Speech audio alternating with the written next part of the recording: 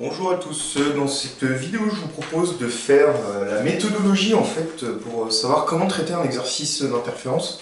Alors je vais prendre tout au long de cette vidéo qui va être très courte l'exemple d'un système extrêmement classique où je vais considérer deux émetteurs. Un émetteur ici que j'appelle émetteur 1, émetteur à ultrasons par exemple. Un autre émetteur ici, émetteur 2.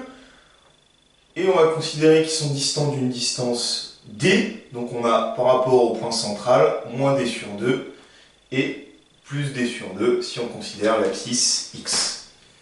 Et entre ces deux émetteurs, je vais pouvoir translater un récepteur, que je vais appeler R, qui sera une abscisse XR, quelconque, entre E1 et E2. Alors presque systématiquement sur ces exercices d'interférence, on vous demande de commencer, dans une première étape, par déterminer la différence de marche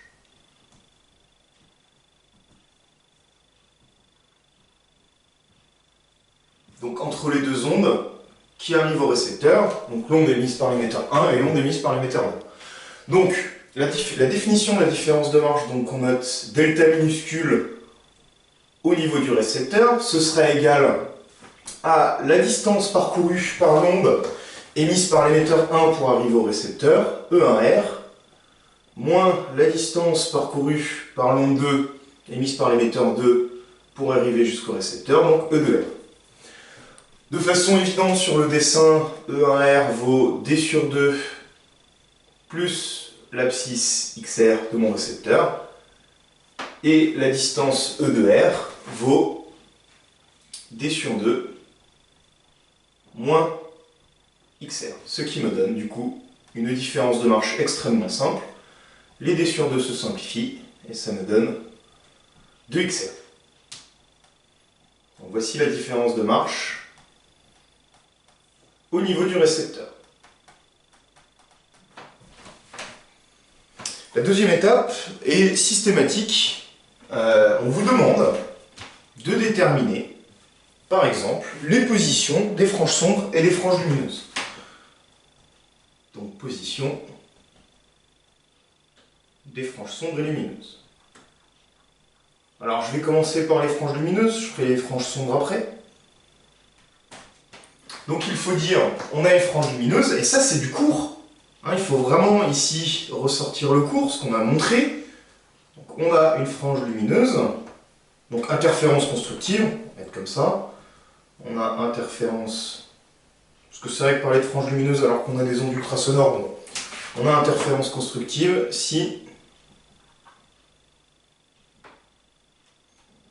la différence de phase entre les deux ondes, qui vaut 2π fois la différence de marche sur lambda, est un multiple de 2π. Donc c'est 0 modulo 2π qu'on peut renoter 2pp avec p un entier relatif.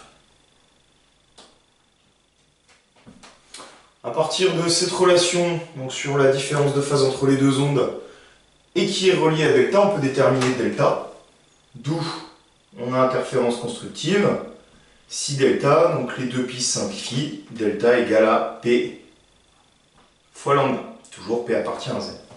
Je n'ai plus qu'à relier maintenant cette relation-là qui est du cours avec ce qu'on a déterminé la différence de marche particulière à cet exercice-là. La différence de marche, je vous rappelle, c'est 2 fois l'abscisse du point R de mon récepteur, ce qui me donne les différentes positions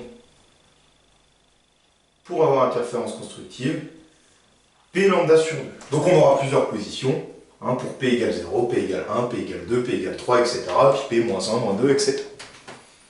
Ok ? De même pour les franges lumineuses, pour les franges sombres, pardon.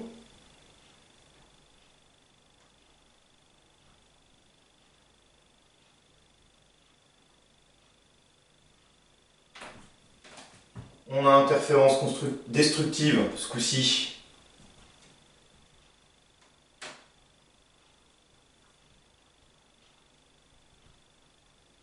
Si delta phi, donc qui vaut 2π fois la différence de marche sur la longueur d'onde, est un multiple, enfin vaut pi modulo 2pi, donc pi plus 2ppi, on peut le noter comme ça. Ce qu'on peut aussi noter 2p plus 1 pi, avec p toujours en entier relatif. Ce qui me donne delta, qui va être égal à 2p plus 1, lambda sur 2. Dans notre exercice, delta c'est 2 fois la position, l'abscisse du récepteur, et donc j'obtiens les positions des récepteurs lorsque j'ai des franges sombres, donc interférences destructives, qui me donnent 2p plus 1 lambda sur 4.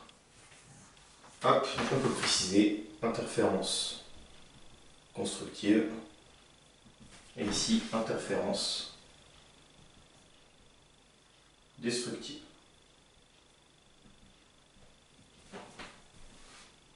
Ok, j'aurais pu mettre un indice aussi ici, un XRP, pour dire qu'il y a plusieurs positions possibles, de la même manière ici. En fait, il n'y a rien de plus compliqué que ça en général qui vous sont demandés dans les exercices d'interférence. La principale difficulté peut venir de la détermination de la différence de marche dans votre exercice. Là, j'ai pris un exercice extrêmement simple où la différence de marche se déterminait presque immédiatement. Si vous considérez des systèmes plus complexes tels les fentes de Young ou l'interféromètre de Michelson, la différence de marche delta peut être un peu plus complexe. Mais cette étape-là, de la détermination des positions des interférences constructives ou destructives, c'est toujours la même chose. Après, on peut vous demander des choses un peu plus exotiques, on va dire, un peu différentes. On peut vous demander par exemple de déterminer l'interfrange. Je vous rappelle, l'interfrange, c'est la distance entre deux franges de même type. Donc, par exemple, entre deux franges lumineuses, ici c'est immédiat. L'interfrange, ça vaut lambda sur 2. Okay, dans cet exercice-là, c'est immédiat. On peut vous demander aussi, par exemple, de déterminer le nombre de positions où on a interférence constructive entre les deux émetteurs, ce genre de choses. Bon, voilà. Ça, c'est des choses, après, qu'il faut voir dans les exercices. Ce qui est important, c'est la méthodologie. On commence par déterminer la différence de marche dans notre système, relier la différence de marche à l'abscisse du récepteur. Et puis après, on applique le cours pour les positions des interférences constructives et destructives. Voilà, je vous remercie.